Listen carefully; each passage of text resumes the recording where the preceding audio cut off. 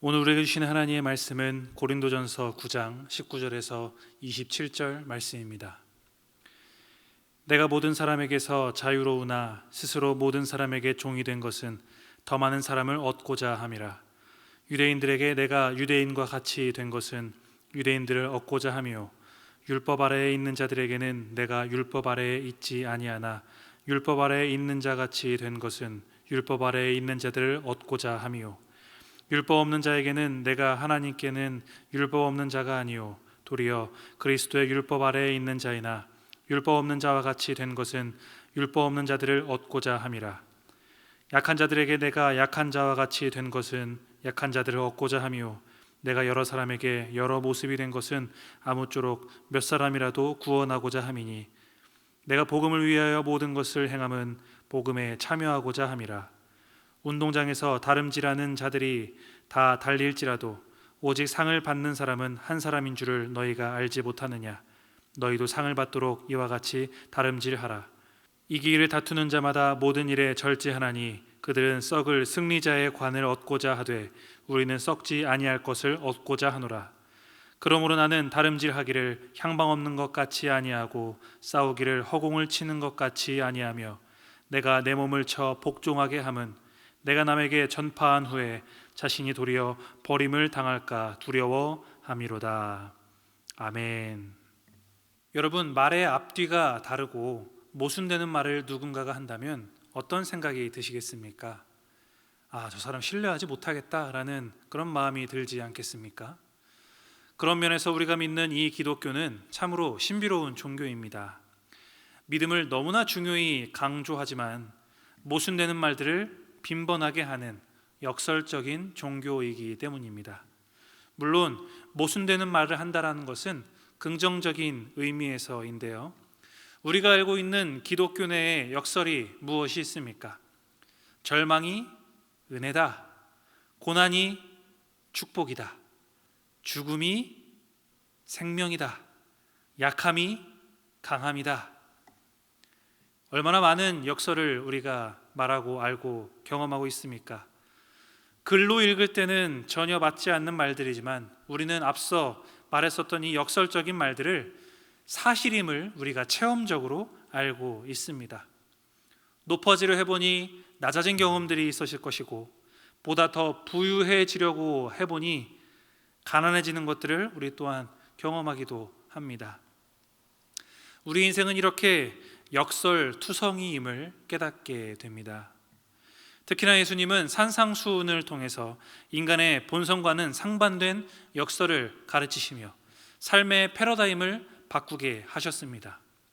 그렇게 그리스도 안에서 바뀌게 될 때 역설적인 교회 안의 말들처럼 고난을 받고 절망하고 약해지고 또 죽었음에도 은혜와 축복을 받고 강해지며 살아나는 것을 우리는 경험하게 됩니다. 오늘 본문에는 사도 바울의 역설적인 말이 등장합니다. 바울은 자신이 자유로우나 스스로 종이 되었다라는 말을 하고 있습니다. 종에게는 자유가 없습니다. 주인이 뜻하는 그 행동으로만 살아야 합니다. 대부분의 사람들은 자유를 원하죠. 여러분들도 그렇지 않습니까? 그런데 자유로웠던 바울이 스스로 종이 되었다 말하고 있습니다. 그 이유를 19절 하반부는 이렇게 말하고 있습니다. 더 많은 사람을 얻고자 함이라. 여기서 말하는 더 많은 사람들이 누구인지 20절부터 22절까지 나오게 됩니다. 유대인들, 율법 아래에 있는 사람들, 율법을 갖지 않은 사람들, 약한 자들, 여러 사람이라고 말하고 있습니다. 거의 모든 사람을 지칭합니다. 이들을 얻기 위해서 바울이 어떻게 하기까지 하냐면 21절에 율법 없는 자와 같이 되었다라고 본문은 설명합니다.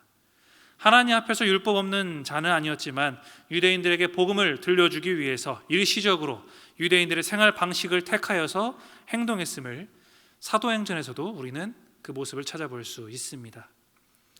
그렇다면 바울이 이들을 얻으려고 한 이유는 무엇입니까? 이들을 얻기 위해서 종이 되기까지 한 이유가 대체 무엇입니까? 바로 몇 사람이라도 구원하기 위함이었습니다. 바울은 자신이 복음을 전하는 대상과 같은 처지가 되어서 그들을 세심히 살폈습니다.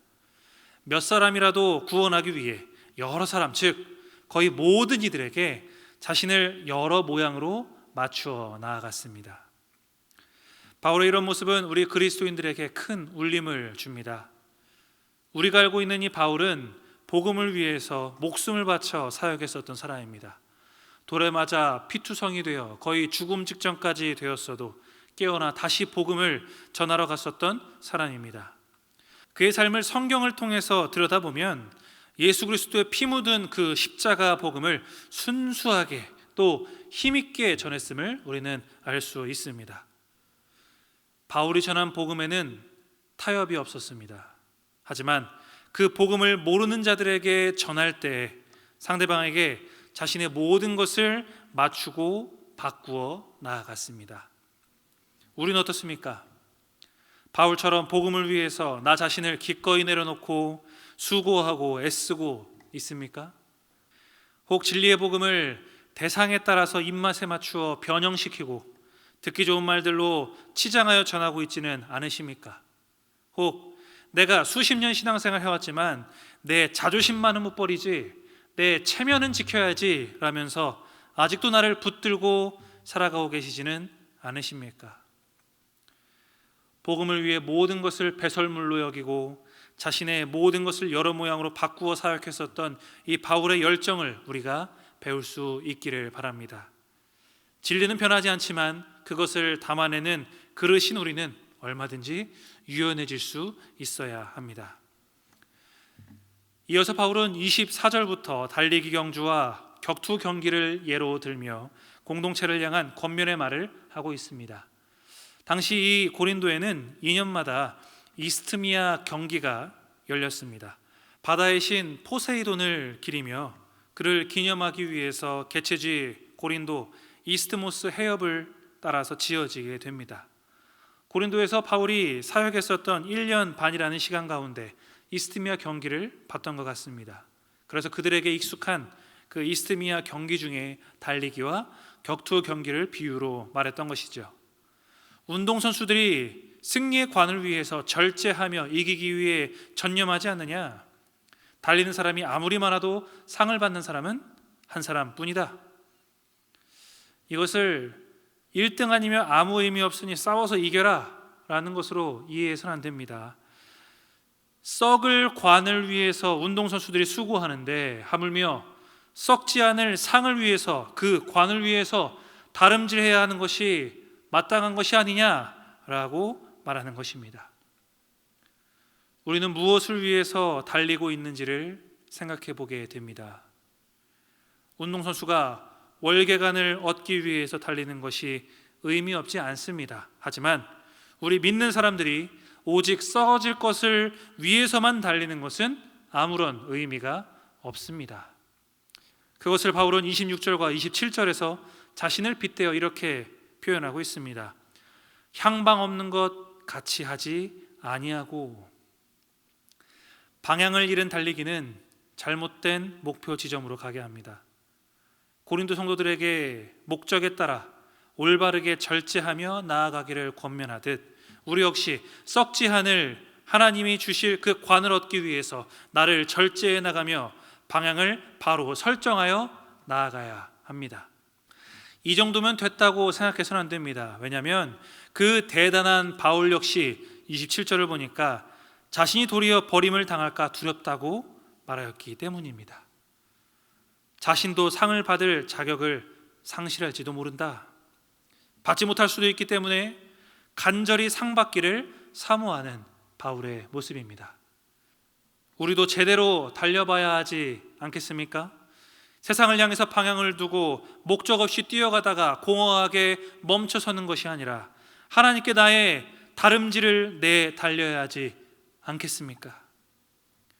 영혼을 살리는 그 일에 우리가 달려가야 하지 않겠습니까? 그렇게 복음을 위해 내달리던 바울은 힘들지 않았고 행복했을 것입니다. 왜냐하면 그는 스스로 주님의 종이 되기를 자처한 사람이기 때문입니다. 그렇게 그 사명을 감당해 냈지요. 종이 자유를 포기하고 주인께 남는 것은 주인과 함께 있음이 행복이고 그렇게 살아가는 것이 좋기 때문입니다. 바울은 기꺼이 종이 되어서 썩지 않을 승리의 관을 향해서 달려갑니다. 사도행전 20장 4절에 바울은 이렇게 말하고 있습니다. 내가 달려갈 길과 주 예수께 받은 사명 곧 하나님의 은혜의 복음을 증언하는 일을 마치려 하면은 나의 생명조차 조금도 귀한 것으로 여기지 아니하노라. 주님과 함께 죽는 것이 사는 것임을 그 역설의 비밀을 안 바울처럼 내가 받은 생명, 그 복음을 전하는 진정한 주님의 종이 되시기를 그렇게 소망하는 신천교회 성도님들이 되시기를 주님의 이름으로 축복합니다. 말씀을 생각하시며 이 시간 기도하겠습니다. 우리도 바울처럼 사람을 얻고자 하는 자가 되게 하여 주옵소서. 내 것만 지키고 이득을 취하려고 하는 관계가 아닌 구원을 위한 한 사람을 얻기 위해 노력하는 우리의 삶이 되게 하여 주시옵소서.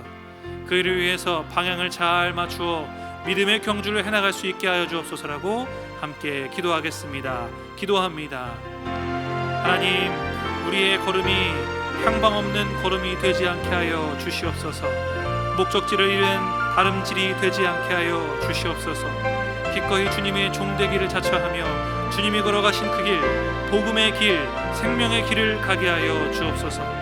내 것만을 쥐며 살아가기에 급급한 인생이 아닌 다른 이를 구원시키기 위해 얻으려 노력하는 주님 닮은 인생 되게 하여 주시옵소서. 그 길을 가는 데 있어서 우리들 지쳐 쓰러지지 않도록 주님 힘과 능력으로 우리를 붙들어 주시옵소서. 이제는 우리 구주 예수 그리스도의 은혜와 하나님 아버지의 무한하신 사랑하심과 성령님의 감화 감동 교제하시는 은혜가 썩지 않을 관을 얻기 위해 복음을 들고 믿음의 길을 걸어가기를 다짐하는 신촌의 모든 성도들 머리 위에, 우리의 가정과 직장과 학업과 자녀 위에 지금으로부터 영원토록 함께 하시기를 간절히 축원하옵나이다. 아멘.